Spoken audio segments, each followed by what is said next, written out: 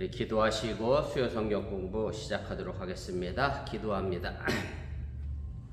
우리의 삶을 주관하시고 섭리하시는 전능하신 아버지 하나님, 계절의 변화가 있을 것 같지 않더니 어느덧 처서를 지나 가을의 날씨를 우리가 느끼게 됩니다. 우리의 삶의 모습 속에서 이 가을에 어떤 삶의 열매를 거두어야 할 것인가 다시 한번 생각해보게 해주시길 원하며, 우리의 인생의 황혼의 가을에는 또한 무엇을 거두어낼 것인가를 생각하며 한 걸음 더 미래를 바라보는 성숙한 신앙인이 되도록 인도하여 주시옵소서.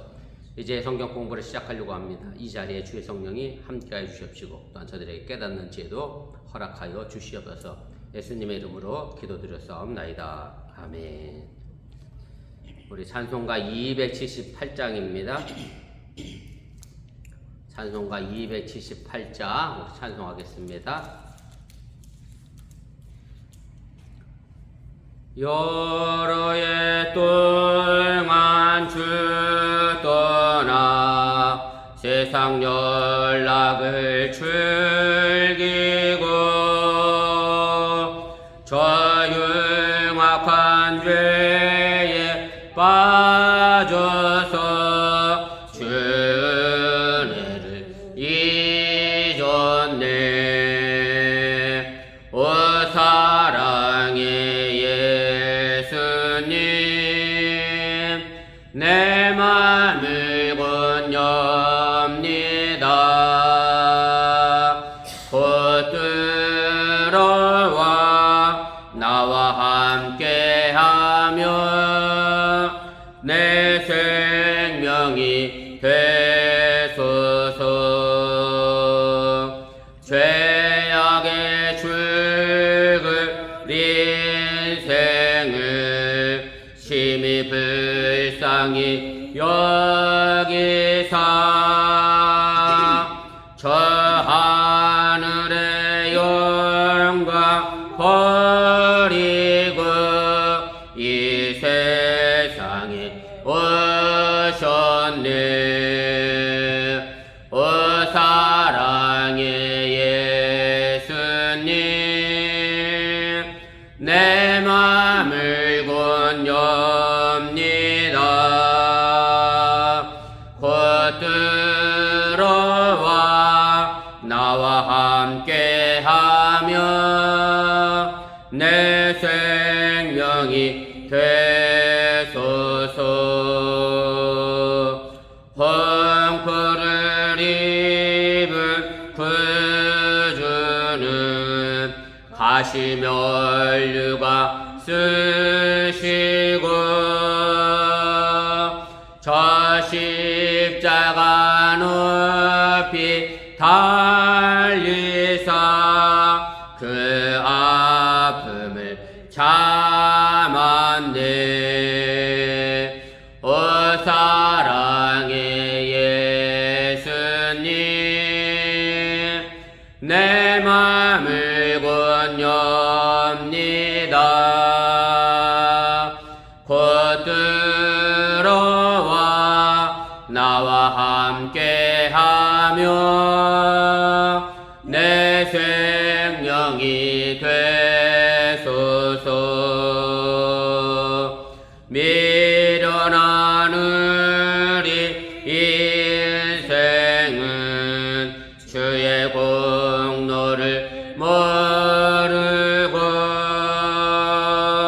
그 쓸쓸한 사막 가운데 늘 헤매고 다녔네. 오 사랑의 예수님,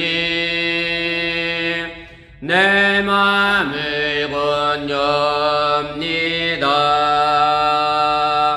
곧 들어와 나와 함께하며 내 생명이 되소서. 아멘.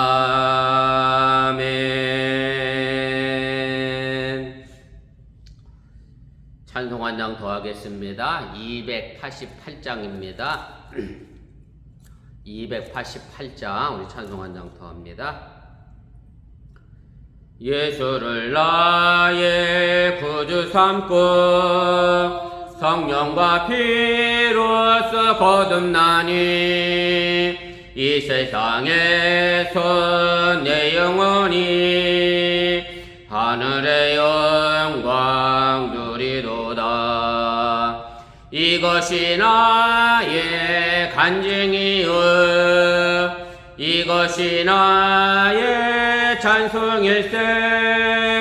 나 사는 동안 끊임없이 구주를 찬송하리로다.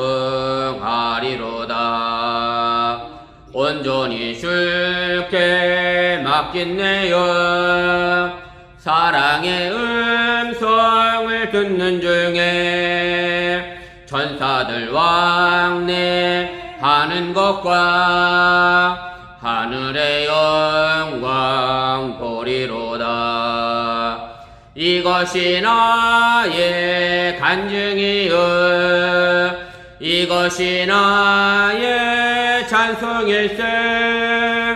나 사는 동안 끊임없이 구주를 찬송하리로다.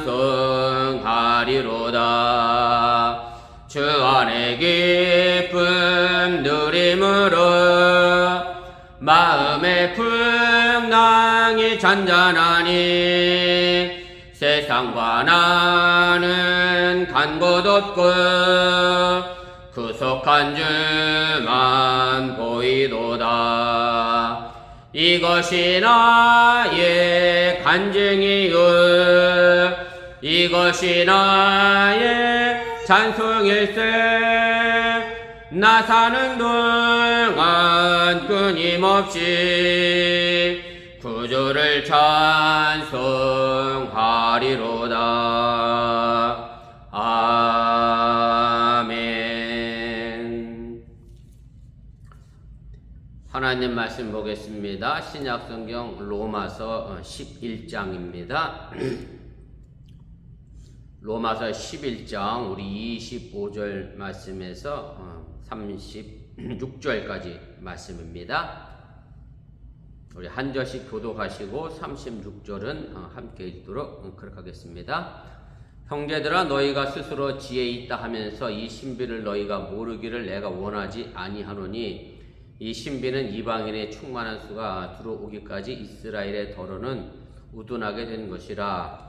그리하여 온 이스라엘이 구원을 받으리라. 기록된 바 구원자가 시온에서 오사 야곱에게서 경건하지 않은 것을 돌이키시겠고 내가 그들의 죄를 없이 할 때 그들에게 이루어질 내 언약이 이것이라 함과 같으니라. 복음으로 하면 그들이 너희로 말미암아 원수된 자요 택하심으로 하면 조상들로 말미암아 사랑을 입은 자라. 하나님의 은사와 부르심에는 후회하심이 없느니라. 너희가 전에는 하나님께 순종하지 아니하더니 이스라엘이 순종하지 아니하므로 이제 긍휼을 입었는지라. 이와 같이 이 사람들이 순종하지 아니하니 이는 너희에게 베푸시는 긍휼로 이제 그들도 긍휼을 얻게 하려 하심이라. 하나님이 모든 사람을 순종하지 아니하는 가운데 가두어 주시는 모든 사람에게 긍휼을 베풀려 하심이로다. 깊도다 하나님의 지혜와 지식의 풍성하며 그의 판단은 헤아리지 못할 것이며 그의 길은 찾지 못할 것이로다. 누가 주의 마음을 알았느냐? 누가 그의 문서가 되었느냐? 누가 주께 먼저 드려서 갚으심을 받겠느냐? 이는 만물이 주에게서 나오고 주로 말미암고 주에게로 돌아감이라. 그에게 영광이 세세에 있을지어다. 아멘. 예, 오늘은 32가입니다. 이스라엘을 향한 하나님의 비밀, 이스라엘을 향한 하나님의 신비라는 말로도 우리가 설명할 수 있을 거고요. 내용이 좀 길어서 제가 오늘과 또 다음 주에 이어 함께 해 나가도록 하겠습니다. 그래서 내용 분해를 먼저 보시면 이스라엘의 종말론적 미래라고 하면서 이제 11장 전체가 그럼 이스라엘이 하나님이 예수님을 보내셔서 이 땅에 복음을 전했을 때 그 이스라엘들이 그 복음을 거부했는데 그 거부한 결과와 그들의 미래가 과연 그럼 어떻게 될 것이냐 이런 부분을 이제 전체적으로 이야기를 하면서 오늘 11장을 마무리하는 것이 오늘 본문 말씀의 내용입니다. 그래서 실제적으로는 이제 32절까지가 로마서 11장의 내용이 끝이라고 얘기할 수 있을 것 같고요. 33절 말씀부터 마지막 36절까지는 일종의 송영구가 붙어 있습니다. 그래서 사도 바울이 구약 성경을 인용하면서 이제 11장 전체를 마무리하면서 결론을 맺음으로 이제 송영구로 끝을 내게 되는데, 그래서 우리가 로마서를 크게 둘로 나눠 본다라고 하면 1장에서부터 11장까지를 뭐 일반적으로 흔히 뭐 교리 내용에 관련된 이야기다, 뭐 그러면 이제 신학적인 내용이다라고 이야기를 하고요. 그 다음에 이제 12장에서부터 마지막 15장까지가 제가 오늘 6번의 제목에도 그렇게 썼습니다만 의롭게 된 그리스도인의 생활. 그래서 실제로 그럼 예수 믿은 사람들이, 그 교리로 예수 믿은 사람들이 그럼 어떤 생활을 해야 할 것이냐. 그래서 뭐 여러분들이 잘 아시는 것처럼 12장 1절의 말씀은 이렇게 시작하죠. 너희가 하나님의 거룩한 산 제사가 되다, 제물이 되다 라고 하면서 실제적으로 우리가 살아가야 될 삶의 모습들에 관하여 이야기를 하게 됩니다. 이런 내용은 이제 사도 바울이 썼던 다른 편지에 보면 또 에베소서도 그렇고 골로새서도 그렇고 전반부에는 주로 교리적인 내용이 나와 있고 후반부는 뭐 종과 주인의 상전의 관계 혹은 뭐 부부의 관계 뭐 이런 식으로 실생활에 관련된 문제를 이야기하고 있는 이제 비슷한 그런 형식을 이제 가지게 됩니다. 그래서 오늘 이스라엘을 향한 하나님의 비밀 이 마지막 단락으로 해서 사도 바울이 전하고자 하는 뭐 교리의 내용을 정리를 하게 되고요. 뭐 근데 실제로 신학자들이 얘기하는 것은 그래요. 사도 바울이 의도적으로 1장부터 11장까지 뭐 교리를 써야지, 그 다음에 12장부터 마지막까지는 뭐 내가 신앙인으로서의 실천의 편을 써야지, 이런 계획대로 쓴 게 아니라 로마 교회 상황이 그러다 보니 써다 보니까 내용이 그렇게 분류된 거지, 사도 바울이 뭐 애초부터 그런 의도를 가지고 쓴 것은 아니다, 뭐 일반적으로 그렇게 이야기를 합니다. 우리가 본문 개요를 보도록 하겠습니다. 그래서 사도 바울이 지금까지 설명해 온 하나님의 구원의 역사와 이스라엘의 관계를 이 문단에서 이제 마지막으로 이제 정리를 하게 되고요. 그리고 사도 바울이 마침내 도달한 결론의 내용은 뭐냐면 이스라엘의 종말론적 미래, 마지막 때 이스라엘은 그럼 어떻게 될 것이냐, 구원을 받을 것이냐. 뭐 이전까지는 사도 바울이 남은 자가 있어서 그들에게 희망이 되었다라고 이야기하고 있는데, 그럼 남은 자만 구원받을 것이냐, 아니면 나머지 이스라엘 백성들은 어떻게 될 것이냐, 이런 종말론적 미래에 관하여서 뭐라고 얘기하고 있냐면 그건 전적으로 하나님의 비밀에 관한 것이다. 그래서 오늘 25절 시작에도 보면 너희가 이 신비를 알기를 원한다 라고 이야기하면서 결국 이것은 하나님의 비밀에 관한 부분이라고 사도 바울이 이야기하며 그 비밀을 일종의 뭐 공개하는 것이 오늘 본단락의 내용이라 할 수 있을 겁니다.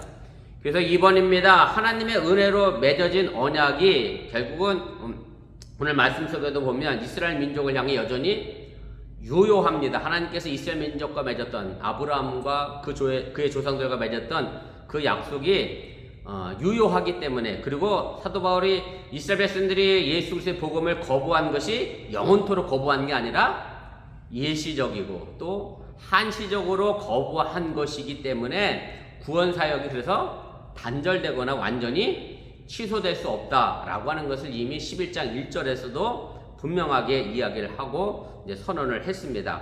그래서 이제 바울은 이방인의 기독교와 그 다음에 유대교가 쉽게 말하면 이제 공존의 관계성 속에서 있다. 그러면서 이제 떡 반죽 그릇을 이야기하면서 떡덩이가 한 덩이를 떼어냈어도 나머지 떡도 이제 거룩하고, 또 감람나무 뿌리가 올라왔지만 참감람나무 가지가 잘라져 나갔다고, 그래서 돌감람나무 아버지의 접붙임으로 해서 그 뿌리 자체가 없어진 건 아니기 때문에 이제 유대교와 이방인 기독교가 공존의 관계성 속에서 나가야 될 구원의 미래를 이제 절망을 하게 되고요. 그래서 오늘 말씀 속에서 사도 바울이 이야기하고 싶었던 것은 이제 3번입니다. 3번의 두 번째 줄인데, 이제 구원사의 완성 과정에서 유대인의 충만한 수가 차기 위해서는 이방인의 충만한 수가 필요하다라고 하는 것을 이야기를 하게 됩니다. 그러면서 이스라엘 백성들이 우둔함에 거하였다라고 이야기를 하게 되는데, 이제 이런 얘기죠. 사도 바울이 이미 앞서 어떻게 얘기했습니까? 이스라엘 백성들이 복음을 거부함으로 해서 그 복음이 어디로 넘어가게 되죠? 이방인이 받아들이는 복음으로 넘어가게 됐어요. 그래서 이방인에게 복음이 전해지게 됩니다. 그런데 그 이방인의 복음이 결국 그럼 전해져서 그 이방인의 복음 수가 완전히 차여지게 되면, 완전히 채워지게 되면 그 다음은 그럼 그 차해진 것이 어디로 돌아가겠어요? 다시 이스라엘의 구원으로 돌아간다라고 하는 것이 이제 사도 바울의 이야기고요. 그래서 제가 그 각주 하단에 달아드렸는데 로마서 11장 12절에 보면 이렇게 되죠. 그들의 넘어짐이 세상에 풍성함이 됐다. 그래서 여기서 얘기하는 이제 그들은 이스라엘 백성들이 예수의 복음을 거부한 것을 이야기하게 되고, 그들의 실패가 이방인의 풍성함이 됐다. 그래서 유대인들이 사실은 충만하게 되면 이방인들의 구원도 더 크게 나타날 것이다 라고 이미 얘기를 했고요. 오늘 보면 시작에도 보면 이렇게 되죠. 이 신비는 이방인의 충만한 수가 들어오기까지 이스라엘의 더러는 우둔하게 된 것이다. 그래서 이스라엘 백성들이 계속해서 이 우둔함에 고아져 있는 것, 뭐 쉽게 말하면 복음을 거부한 완악함이나 완검에 빠져 있는 이유는 결국 뭐예요? 이방인들의 복음의 수가 채워지기까지를 기다리기 위한 하나님의 섭리다라고 하는 것을 이야기를 하게 되고, 그래서 이스라엘과 이방인의 기독교의 어떤 종말론적 구원사의 길은 상호 충만을 선결 조건으로 하고 있다라고 하는 얘기입니다. 사도 바울이 이스라엘의 구원의 때를 언제로 보고 있느냐에 대한 부분도 우리가 이 부분에서 생각해 볼 수 있는 것 가운데 있는데, 제가 다시 또 설명하겠습니다만, 사도 바울은 그래서 이방인의 충만한 수가 완전히 채워지면 이스라엘 백성들이 구원을 얻게 되는 하나님의 신비와 비밀이 있잖아요. 그래서 뭘 열심히 더 했겠어요? 이방인의 사도로서 자신이 이방인들에게 복음을 더 열심히 전하게 된 거예요. 왜냐하면 사도 바울이 열심히 전하면 전할수록 이방인의 충만한 수가 빨리 채워질 거고, 그렇게 빨리 채워지게 되면 사도 바울이 원했던 것처럼 자신의 동족 이스라엘 백성들이 구원에 이르게 된다라고 생각했기 때문에, 그래서 사도 바울은 열심히 세 차례의 전도여행을 다니면서 이방인의 복음을 위하여 매진했다라고 하는 얘기고, 그러면서 사도 바울 스스로도 사실은 예수 그리스도의 재림이 언제쯤 올 거라 생각했느냐면 자신이 죽기 전에 예수님이 다시 오실 것이다 라고 그렇게 기대했던 것으로 우리가 이제 보이게 됩니다. 우리 2페이지 제일 꼭대기로 올라가도록 하겠습니다. 그래서 이런 충만의 구원론에 의해서 이제 바울은 온 이스라엘이 구원을 받을 것이다. 물론 그 이전에는 사도 바울이 엘리사 시대에 모든 사람들이 바알에게 우상 숭배하고 절했는데, 그렇지만 그럼에도 불구하고 엘리야를 위하여 하나님이 7,000명을 남겨주셨다. 그래서 그와 마찬가지로 모든 이스라엘 백성들이 다 구원을 거부한 게 아니라 자기를 비롯해서 유대인 기독교인들을 하나님께서 남은 자로 남겨주셨다라고 이야기했는데, 그런데 그런 일부분의 구원만 이야기한 게 아니라 오늘 본문 26절 말씀 보면 온 이스라엘이 결국 어떻게 될 것이다? 구원받게 될 것이다 라고 이야기를 하게 되고요. 그래서 오늘 사도 바울이 선언하고 있는 이 말씀 속에서 정말 중요한 건 온이라는 단어고, 결국 하나님의 구원사가 궁극적으로는 총체적인 완성을 향하여 가고 있음을 이야기를 하게 됩니다. 5번입니다. 그래서 물론 이런 과정에서 파생되는 것이 있는데 뭐냐면 이스라엘의 실패죠. 완악함이고 완고함이고, 오늘 본문 표현대로 이야기하면 우둔함이고, 이것은 쉽게 말하면 전체 완성을 위하여 어쩔 수 없이 거쳐가야 하는 한 과정으로 사도 바울은 이 일을 하고 있고요. 그래서 사도 바울의 표현이긴 합니다만은 모든 것이 합력하여 선을 이루어가는 것에, 이 모든의 것이 좋은 일만 있는 것은 결코 아니고, 때로는 내게 아프고 나쁜 일도, 어려운 일도 결과적으로 보면 합력해서 우리에게 설을 만들어가는 좋은 역할을 하게 된다라고 하는 것으로 사도 바울은 이스라엘의 우둔함은, 완악함을, 완고함을 이제 받아들이고 있다라고 하는 얘기입니다.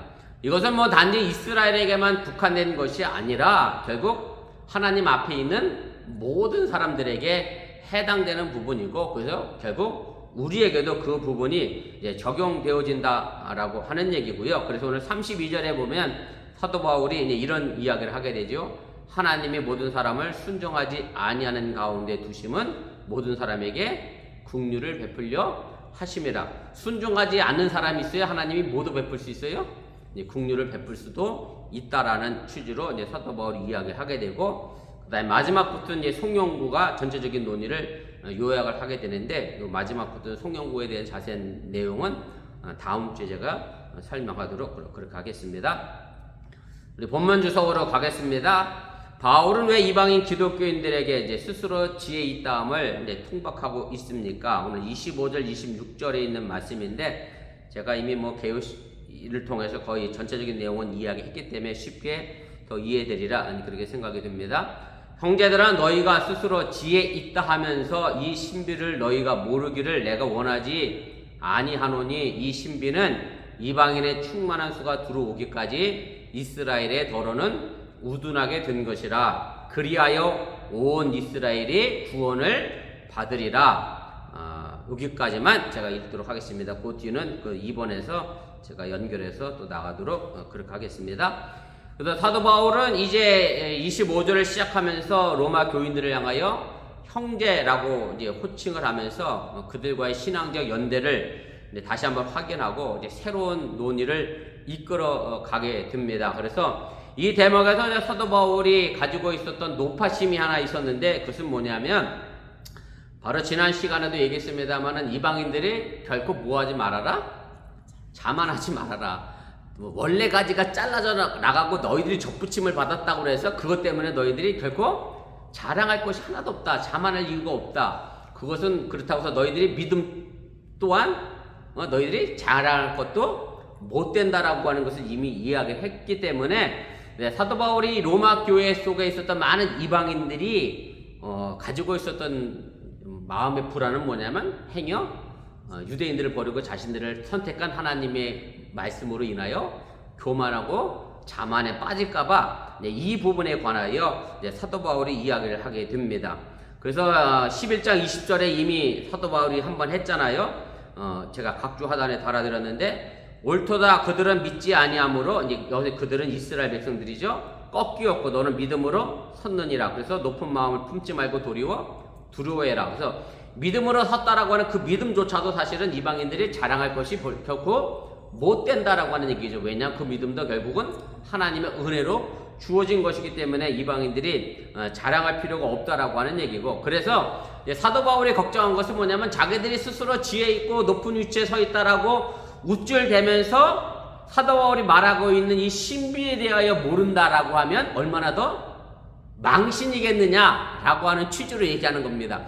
너희들이 그렇게 자랑하고 믿음 안에서 교만한 자리에 서 있다라고 우쭐대고 있는 현재 상황 속에서 내가 말하려고 하는 이 신비를 너희가 모른다 그러면 그게 무슨 너희가 지혜 있다 말하겠느냐라고 하는 이런 부분을 이야기하게 되는 거고, 그래서 사도 바울은 스스로 지혜 있다 하면서 이 신비를 너희가 모르기를 내가 원하지 아니한다라고 하는 이 표현은 하나님의 비밀을 향한, 하나님의 신비를 향한 그들의 겸손한 자세를 이끌어내기 위한 의도를 가지고 이야기를 하게 됩니다.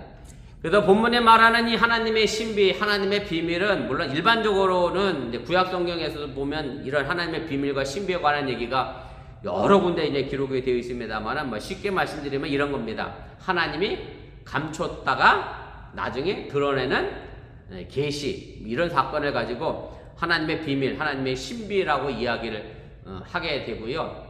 그래서 이런 것은 또 다른 말로 하면 계시라고 하는 말로도 설명을 하지요. 계시라고 하는 것은 감춰졌던 것을 우리에게 보여주는 것을 가지고 계시라고 하고, 그래서 우리가 신학적인 용어긴 합니다만 이런 계시도, 이런 하나님의 신비의 비밀도 일반적인 계시가 있고 특수 계시가 있다. 그렇게 나눠 이야기를 합니다. 그래서 일반적인 계시는 사도 바울이 로마서 1장을 시작할 때 그랬죠. 이방인들 너희가 하나님을 몰랐다라고 핑계하지 못한다. 왜냐하면 하나님이 이미 이 자연 속에서 천지 창조물 속에서 다 하나님이 계심을 보여줬기 때문에, 그래서 그렇게 얘기하는 계시가 우리가 일반적인 계시라고 얘기하는 거고, 특수 계시라고 하는 것은 한 번밖에 안 일어난 계시. 다시 말씀드리면 예수 그리스도를 이 땅에 보내시고 십자가에서 죽으셔서 우리를 구원하신 그 계시가 특수 계시라고 신학자들은 일반적으로 그렇게 이야기를 하게 됩니다.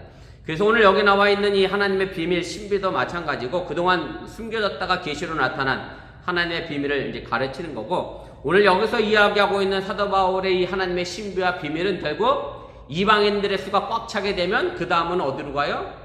이스라엘에게 그 복음이 넘어간다. 그 충만함이 이루어진다라는 것으로 이야기를 하고 있고 이 신비를 이 비밀을 너희가 좀 알았으면 좋겠다라고 이제 이야기를 하게 됩니다. 4번입니다. 바울은 앞에서 이스라엘의 완고함이 이방인의 구원을 이제 가능했다라고 이야기를 했지요. 그들이 거부함으로 그 복음이 이방인들에게 넘어갔다라고 얘기했고, 이제는 이 이방인의 구원의 완성은 이제 이방인의 구원의 수가 꽉 차면 그게 다 어디로 넘어가요? 이스라엘의 구원의 수로 넘어간다라고 하면서 서로 연결되어 있음을 다시 한번 이제 강조를 하게 됩니다. 5번입니다. 그래서 바울이 여기서 강조하고 있는 것은 이방인과 이스라엘의 구원은 상호 보완적인 관계에 놓여져 있다라고 하는 점이고요. 그래서 이스라엘의 완고함은 결국 여기 표현대로 하면 이스라엘의 우둔함은 이방인들을 구원에 이르기 위한 하나님의 섭리 속에 있고, 또 이방인이 구원받아 그 수가 꽉 차게 되면 다시 유대인의 구원으로 넘어오게 된다. 그래서 이스라엘의 이 우둔함은 영원토록 지속되는 게 아니라 한시적으로 유보적으로 이루어지는 그런 부분이다 라고 하는 것을 이미 말씀을 드렸습니다. 6번입니다. 그래서 그 완고함의 시간을 단축시키기 위해서 제가 아까 말씀드렸던 것처럼 바울은 이방인의 선교에 더 매진해야 할 필요성이 있었고, 그래서 마침내 이스라엘의 충만함을 도래시킬 수 있기 위하여 사도 바울이 열심히 복음 전하는 일에 최선을 다하여 그 구원의 시기를 앞당기고자 했다라고 하는 얘기입니다. 7번입니다. 온 이스라엘은 구약 성경에 자주 나오는 그런 표현이고, 동시대 이스라엘 민족 전체를 그런 의미하는 단어로 사용하고 있고, 그래서 사도 바울은 아무튼 자신의 동족이 이스라엘 민족이 전부 다 구원받기를 원해서 하나님의 복음을 전하고 있다라고 하는 얘기고, 사실은 이런 관점에서 세계 속에서 나가고 있어 복음 전하는 선교사님들의 수고 헌신도 사실은 하나님의 구원의 수를 채우는데, 결국 그 구원의 수가 채워지게 되면 이 땅에 예수 그리스도의 재림의 역사가 일어나게 된다라는 것을 우리가 또 같이 생각해 볼 수가 있습니다. 2번입니다. 우리 3페이지 제일 꼭대기로 가도록 하겠습니다. 바울이 이 모든 이스라엘의 구원을 증명하는 구약 성경의 본문은 무엇입니까? 오늘 26절 후반부와 27절에 나와 있는 얘기인데요. 26절은 전반부는 이거죠. 온 이스라엘의 구원을 받으리라. 그래서 기록된 바에서 이제 이사야의 말씀을 사도 바울이 인용합니다. 26절의 한 구절, 그리고 27절의 한 구절에서 두 구절을 인용하게 되는데, 구원자가 시온에서 오사 야곱에게서 경건하지 않은 것을 돌이키시겠고, 내가 그들의 죄를 없이 할 때 그들에게 이루어질 내 언약이 이것이라 함과 같으니라. 그래서 이사야서의 두 구절 말씀을 이제 사도 바울이 인용을 하게 됩니다. 먼저 26절에 있는 말씀은 이사야서 59장 20절, 21절 있는 말씀을 인용한 내용이고요. 그리고 27절에 있는 말씀은 이사야 27장 9절 말씀을 인용하고 있는 그런 내용입니다. 특별히 26절은 사실은 앞부분만 인용을 했는데 보세요. 제가 각주 하단에 달아드렸습니다. 4번입니다. 여호와의 말씀이니라 구속자가 시온에 임하여 야곱의 자손 가운데서 죄가를 떠나는 자에게 임하니라, 이렇게 돼 있는데, 이렇게 돼 있죠. 그래서 로마서에는 사도 바울이 구속자가 아니라 이제 구원자라는 말로 바꿔서 인용을 했고요. 그 다음에 27절 말씀의 내용은 5번에 있습니다. 야곱의 불의가 속함을 얻으며 그의 죄 없이함을 받은 결과는 이로 말미암나니. 그래서 결국 죄, 이 두 구절의 말씀의 핵심적인 내용은 뭐냐면, 하나님이 이스라엘 백성들과의 교회 관계에서 그들의 죄를 용서해 주실 것이다. 그래서 용서해 주셨다라고 하는 얘기는 완악했던 그들을 용서하셔서 다시 뭐 하시겠다? 구원에 이르게 하시겠다라는 것으로 사도 바울은 해석하고 적용하고 있다라고 하는 얘기입니다. 그래서 구약 성경 이사야에서는 구속자라고 되어 있습니다만, 사도 바울은 이 말을 이제 구원자라는 말로 썼고요. 물론 성경에서 구원자는 하나님을 가르칩니다. 구속자라고 하는 말도 하나님을 가르치는데, 사도 바울은 여기서 뭘 의도하고 있는 거냐면, 하나님이라는 개념보다는 예수 그리스도로 이해하고 이제 받아들였다라고 하는 얘기고, 그래서 구약 성경에서 그 구원자가 오시게 되면 이스라엘 백성들에게 무엇가 임하겠어요? 당연히 죄를 없애고 구원을 주시는 것으로 이야기를 하게 되는데, 물론 거기에 단서가 붙어 있긴 합니다. 죄가를 떠난 사람에게 주어지는 구원의 은혜지, 죄가를 떠나지 않는 사람에게도 하나님이 모든 긍휼과 은혜를 베푸는 것은 아니다라는 것 꼭 기억하시면 좋겠습니다. 그래서 우리가 하나님의 공유와 이 사랑의 관계성 속에서, 하나님은 공유도 하시지만 반드시 사랑도 있고, 또 사랑하다 보면 공의가 사라지게 되는데, 이 공유와 사랑은 항상 균형적인 관계에서 속에서 하나님은 우리에게 역사하신다라고 하는 그런 말씀입니다. 3번입니다. 그래서 야곱이라고 하는 말로 썼습니다만은 결국 이 야곱의 죄가를 멀리하겠다, 떠나게 하겠다는 얘기는 이스라엘 민족 전체를 의미하는 그런 개념이고, 돌이키시겠다라고 하는 얘기는 이스라엘의 구원의 장애물이 되는 모든 완악한 부분들의 마음, 불신의 마음을 제거해서 예수님께 대한 신앙으로 돌아가서 구원을 얻게 하겠다라고 하는 그런 의미고, 그래서 사도 바울은 이 완악한 이스라엘 백성들의 마음을 경건치 못하다, 경건치 않다, 불경하다라는 말로 바꿀 수 있는데, 경건치 않고 불경한 사람들은 전부 뭐냐면 그때 당시는 이방인들을 가리치는 단어였는데, 사도 바울은 그 표현을 사용해서 설명하고 있습니다. 그래서 사도 바울이 오늘 이사야서 구약 성경을 인용한 것은 여기서뿐만 아니라 다른 부분에서도 마찬가지겠습니다만은 이스라엘을 심판한다는 의미로 구약 성경을 인용한 게 아니라 전부 이스라엘을 하나님이 구원시키겠다라는 의미로 낙관적 희망을 가지고 이제 구약 성경을 인용하고 있다라고 하는 얘기고요. 5번입니다. 그래서 26절에 인용구에 나와 있는 이스라엘이 경건치 않은 것을 돌이키는 행위, 그 다음에 27절에 나오는 거죠. 그들의 죄를 없이 하는 행위, 이 모든 것은 온 이스라엘의 구원을 전제로 해서 하나님께서 용서와 긍휼과 은혜를 베풀어 주신다라고 하는 얘기고, 그래서 사도 바울에 의하면 이 용서의 근거는 누구를 믿으면?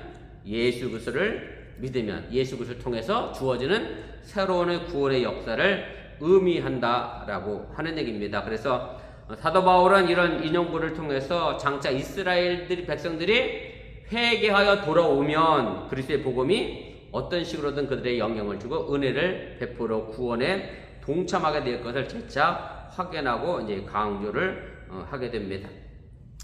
마지막 3번입니다. 이스라엘은 그런 지금 어떤 상태에 놓여 있습니까? 28절의 말씀의 내용입니다.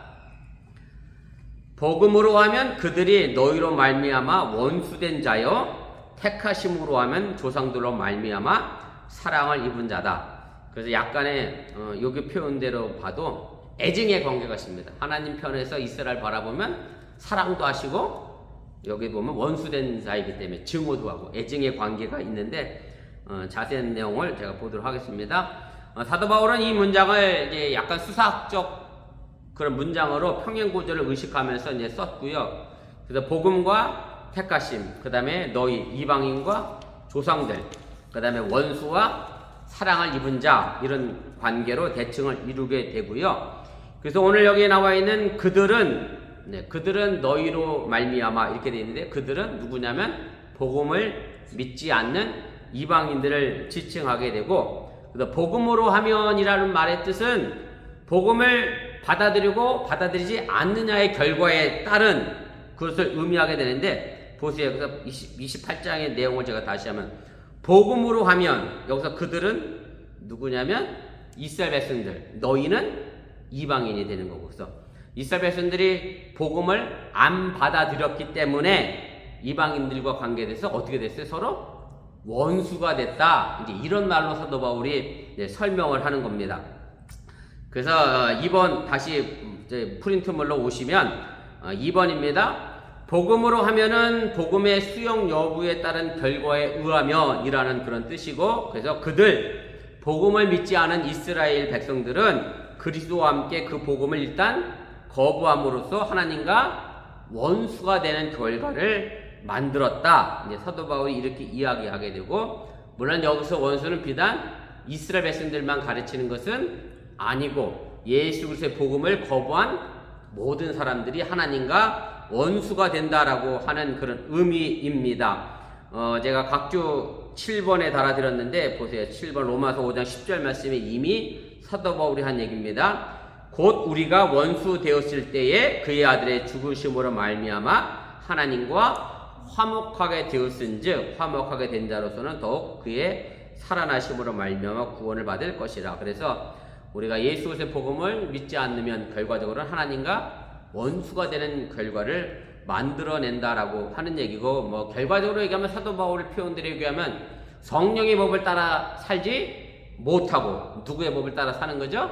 내 욕심의 법을 따라 살다 보면 당연히 하나님과는 원수가 될 수밖에 없다라고 하는 것을 이제 이야기를 하게 됩니다. 3번입니다. 그래서 이제 이런 이스라엘과 하나님과의 원수됨은 결과적으로는 하나님의 구원사적 입장에서 보면 이방인들에게는 구원의 기회를 이제 제공하는 결과를 만들었고요. 이것도 이미 앞서 사도 바울이 다 이야기했던 거죠. 로마서 11장 12절 각주 9번입니다. 그들의 넘어짐이 세상에 풍성함이 됐고 그들의 실패가 이방인의 풍성함이 되었다라고 이야기를 했고, 또한 그들의 원수됨은 세상과 결국 하나님의 화목을 이루는 결정적인 매체가 됐다. 그래서 예수 그리스도가 이 땅에 화목의 제물로 오시게 되는 사건을 만들었다라고 이야기를 하게 됩니다. 그래서 이런 관점에서 보면 이스라엘 백성들이 하나님을 통해서 예수 그리스도를 보내주시고 그 예수 그리스도를 거부했던 이 암울한 인간의 현실이 결코 암울한 것만은 아니다. 선한 일로도 하나님은 언제든지 활용하시고 바꾸어 가신다 라고 하는 얘기고, 아까도 말씀드렸던 것처럼 합력해서 선을 이뤄내시는 그런 구원의 촉매자가 된다라고 하는 얘기고, 그래서 오늘 8절에다 보면 이렇게 돼 있잖아요. 제가 다시 8절 읽어볼게요. 28절 읽어볼게요. 복음으로 하면 그들이 너희로 말미암아. 그래서 너희로 말미암아가 바로 이제 그런 의미죠. 이방인들 때문에 이스라엘 백성들이 원수가 됐지만 그 결과가 그렇게 나쁜 것만으로 나타나지는 않았다. 이것을 이제 사도 바울이 이야기를 하게 됩니다. 4페이지 제일 마지막 4번입니다. 가로 4번입니다. 그 다음에 이제 복음에 관하여는 이제 하나님이 이스라엘 백성들과 이방인 때문에 원수가 됐다라고 이야기하고, 그 다음에 이제 택하심으로 갑니다. 이 택하심은 언제적부터 택하심이냐면 하나님이 아브라함과 그 이스라엘 조상들과 약속하신 뭐죠?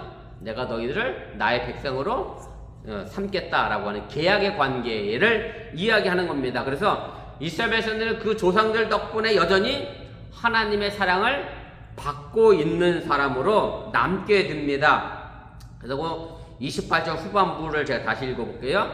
택하심으로 하면 조상들로 말미암아 사랑을 입은 자라, 이렇게 돼 있어요. 그래서 이 택하심은 결국 이스라엘 백성들의 조상들을 의미하는 거고, 그래서 조상들 덕분에 이스라엘 백성들은 여전히 하나님의 사랑을 입고 있는 자로 남아 있게 됩니다. 그래서 여기서 말하는 하나님의 택하심은 이스라엘 백성들 가운데 유대인 기독교인들을 위하여 남겨놓았다라고 하는 그 일부분을 이야기하는 게 아니라 사도 바울은 지금 이스라엘 전체의 구원을 이야기하고 있잖아요. 그래서 온 이스라엘이 하나님의 사랑을 여전히 받고 있음을 이야기하는 거고요. 그래서 이들은 역사적 유산으로 인해서 애당초 사랑을 입은 자들일 뿐만 아니라 여전히 지금도 사랑을 받고 있는 자들이라고 하는 것을 사도 바울이 이야기를 하게 됩니다. 마지막 5번입니다. 그래서 이스라엘은 그 택함만으로 하나님이 사랑치 아니한 자에서 얼마든지 뭐로 바꿀 수 있어요? 사랑하는 자로 단번에 바꿀 수 있다라고 하는 얘기고, 로마서 9장 25절에 호세아서의 글을 인용하면서 사도 바울이 한 얘기입니다. 각주 11번입니다. 호세아의 글에도 이르기를 내가 내 백성 아닌 자를 내 백성이라 사랑하지 아니한 자를 사랑하는 자라 부르리라. 그래서 내가 내 백성이 아닌 사람이 누구예요? 이방인들이잖아요. 이방인들. 호세아서의 이방인들을 하나님은 그래도 내 백성으로 삼아주셨다라고 하는 얘기예요. 사랑치 않은 사람을 향하여 하나님은 뭐라고 불러줬어요? 내가 사랑하는 사람이다 라고 불렀습니다. 그것은 이방인들을 향한 하나님의 사랑을 의미하는 거고, 그래서 이스라엘 백성들은 결국 하나님과 원수이면서 동시에 하나님의 사랑을 받고 있는 애증의 긴장의 현실에 놓여져 있는 거고, 결국 이런 긴장의 현실의 모습은 하나님의 이스라엘 백성들을 결코 포기하지 않으시고 끝까지 구원에 이르게 하시겠다라고 하는 구원의 증명을 하는 또 다른 방식임을 여러분들이 기억하시면 좋겠습니다. 우스갯소리로 마무리하자고 하면 부부도 사실은 이 애증의 관계 속에서 사는 것 같죠. 그죠? 사랑하기도 하고 미워하기도 하지만 결국 또 포기할 수 없어. 결국 함께 부부의 관계를 맞이어가는 이 모든 것들 속에서 우리가 또 생각해 보면 하나님은 여전히 이스라엘 백성들, 지금의 유대인들을 완전히 포기해서 유대인들이 멸망당할 자로 남겨두실 것이 아니라 그들도 언젠가 구원에 이르게 될 것이고, 이런 관점에서 보면 유대인들이 전부 구원받으면 이 세상에 재림이 임하지 않을까라는 생각도 불현듯 떠오르게 됩니다. 아무튼 사도 바울이 그래서 복음 전함에 있어서 최선을 다했다라고는 사실 다시 한번 기억하시면서 여러분들의 전도와 선교가 복음의 수를 채워나가는 귀한 밑거름이 될 수 있기를 주님의 이름으로 또한 축원을 드립니다. 자, 이 말씀을 기억하며 우리 1분 정도 합심해서 함께 기도하겠습니다. 오늘 이스라엘을 향한 하나님의 비밀은 결과적으로는 온 이스라엘이 구원받게 하기 위한 하나님의 은혜 속에 있음을 사도 바울이 이야기하게 됩니다.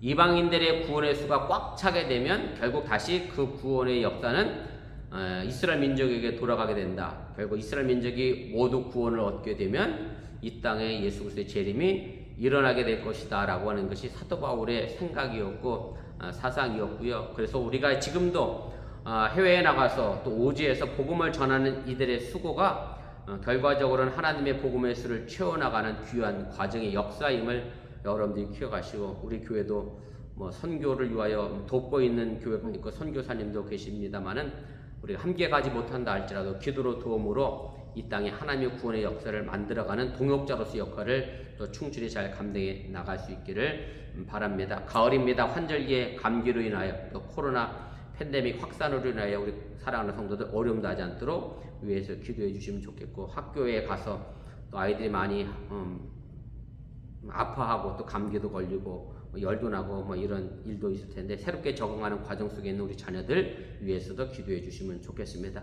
함께 기도합니다. 사랑의 하나님 고맙습니다. 오늘 시간에 부족한 종이 잠시 말씀을 가르쳤습니다. 행여 잘못 가르친 것이 있습니까? 저들 마음과 생각 속 사라지게 도와주시고 하나님의 구원의 말씀만 우리들 마음과 생각 속에 자리 잡아 하나님의 영광을 드러내는 믿음의 역사를 이룰 수 있도록 인도하시고 함께하여 주시면서 우리가 왜 복음을 전해야 하는지, 왜 선교해야 하는지, 왜 전도해야 하는지 그 의미를 오늘 사도 바울이 분명하게 우리에게 가르쳐 주었습니다. 사도 바울이 그렇게 이방인의 선교를 위하여 이방인의 사도로 열심을 다한 것은 그 이방인들의 수가 온전히 채워지게 될 때에 그 구원이 다시 이스라엘 온 민족에게 돌아오기 때문에 사도 바울은 그 구원의 역사를 위하여 최선을 다했던 것을 우리가 알게 됩니다. 우리가 이 땅에서 복음을 전하는 일들은 결과적으로는 하나님의 구원의 수를 완성해 가기 위한 귀한 헌신이며 하나님과의 동역의 역할임을 잃어버리지 않게 해주시길 원하고, 우리 아버님께가 비록 적은 이들이지만 복음을 전하기 위하여 선교하며 기도하고 있는 가운데 있사오니 함께 기도함으로 동참함으로 하나님의 구원의 수를 완성해 나가는 믿음의 교회가 되게 하여 주시면서 우리가 멀리 나가 복음을 전하지 못한다 할지라도 아직도 이 지역사회 속에서 하나님을 알지 못하고 하나님은 알고 있지만 행여 교회의 불신으로 인하여 교회에 함께하지 못하고는 이들에게 저들의 생각과 마음을 깨우치게 하여 주시고 다시 돌이키게 하여 주시려 하며 우리가 하나님의 구원의 역사를 만들어가는 그런 어번교로서의 모습을 보이도록 인도하시고 함께하여 주시면서 사람들이 모이다 보니 여러 가지 모양으로 부작용도 있을 수 있습니다. 다툼도 있고 어려움도 있습니다. 그러나 그런 가운데서도 여전히 주님께서 우리의 목자가 되어주셔서 우리의 삶의 길들을 사망의 움츠은 골짜기를 벗어나게 하셔서 푸른 초장으로 쉴만한 물가로 인도해가고 있으면 잃어버리지 않게 해주시려 원하며 우리 어번교회가 세상적인 문제로 인하여 씨름하는 교회가 아니라 하나님의 말씀을 가지고 함께 씨름하며 온전한 공동체를 만들어갈 수 있는 서로가 서로를 배려하여 행여 우리들의 삶의 모습을 통하여 행여 길 잃어버린 한 마리 양을 만들어내지 않도록 우리들의 삶을 지켜낼 수 있도록 인도하시고 함께하여 주시옵소서. 이제 학교에 가고 있는 우리 사랑하는 자녀들 새학년 새학기에 적응하느라 여러가지 모양으로 건강의 문제로 열도 나고 감기로 인하여 또 고생하는 친구들 많이 있습니다. 강건함으로 지키시고 인도하시길 원하고 또 아버지 새로운 학교에 나가는 우리 사랑하는 자녀들 대학생활을 위하여 먼 곳으로 떠나는 자녀들 또 대학생활을 시작한 모든 자녀들 삶의 모습 속에 하나님의 은총과 은혜가 또한 더하게 하시길 원하며 사랑하는 자녀들을 위하여 늘 뒤에서 기도하는 기도의 어머니가 되도록 인도하시고 함께하여 주시옵소서. 이제 가을의 절기를 맞이하여 이번 주일을 또한 우리가 기다립니다. 사랑하는 모든 교우들 온전한 마음과 생각을 품고 주일 성수하며 믿음을 지켜낼 수 있도록 역사하시고 함께하여 주시옵소서. 사도 바울이 하나님의 복음을 열심히 전했습니다. 이방인의 구원의 수가 차야 다시금 이스라엘 민족의 온 구원의 역사를 이룰 수 있는 하나님의 신비가 있었기에, 비밀이 있었기에 사도 바울은 그렇게 열심히 복음을 전했습니다. 우리가 전하는 이 복음이, 우리 어번교가 전하는 이 전도의 말씀이 하나님의 구원의 수를 채워나가는 귀한 동역이며 사역임을 잃어버리지 않게 해주시기 원하며, 우리가 비록 멀리 나가 하나님 복음을 전하지 못한다 할지라도 하나님 이 지역사회에서 하나님을 이미 알고 있고 교회에 이미 적을 두었다가도 교회 안 나가고 있는 가난한 성도들을 위하여 우리가 다시 한번 교회의 의미와 예수 그리스도의 복음의 의미를 깨우쳐 줄 수 있는 성숙한 신앙인이 되도록 함께하여 주시옵소서. 오늘 이방인들로 인하여 이스라엘 백성들이 하나님과 원수가 됐다라고 했는데, 바라기에는 우리 어번교회로 인하여 이 지역사회에 있는 세상 사람들이 교회에 대한 인식이 바뀌게 하여 주시고 하나님의 은혜를 체험케 하여 주시옵소서. 이 모든 말씀 예수님의 이름으로 기도드렸사옵나이다. 아멘. 하늘에 계신 우리 아버지여, 이름이 거룩히 여김을 받으시오며 나라의 마옵시며 뜻이 하늘에서 이루어진 것 같이 땅에서도 이루어지이다. 오늘날 우리에게 용할 양식을 주옵시고 우리가 우리에게 죄진 자를 사하여 준 것 같이 우리 죄를 사하여 주옵시고 우리를 시험에 들게 하지 마옵시고 다만하게 수고하옵소서. 대개 나라와 권수와 영광이 아버지께 영원히 있사옵나이다. 아멘. 감사합니다. 성경 공부를 마쳤습니다. 건강한 모습으로 주일에 뵙겠습니다.